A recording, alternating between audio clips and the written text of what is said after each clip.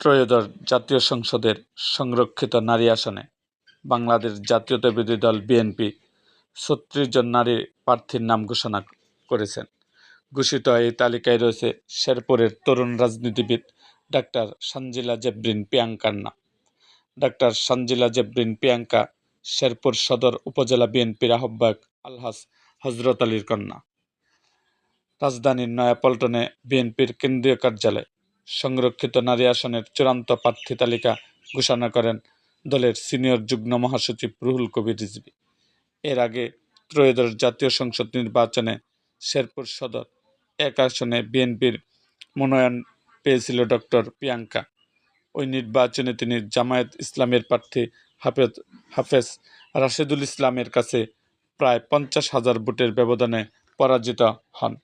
এবার তিনি ত্রয়োদশ জাতীয় সংসদ নির্বাচনে সংরক্ষিত মহিলা আসনের বিএনপির দলীয় মনোনয়ন পেয়েছেন। এরকম আরও ভিডিও পেতে এবং রাজনৈতিক অঙ্গনের নানা ঘটনা ও ইতিহাস জানতে আমাদের মুক্তাগাছার ইতিহাস মিডিয়া ইউটিউব চ্যানেলটিকে সাবস্ক্রাইব করুন এবং পাশে থাকা বেল আইকনটি বাজিয়ে দিন।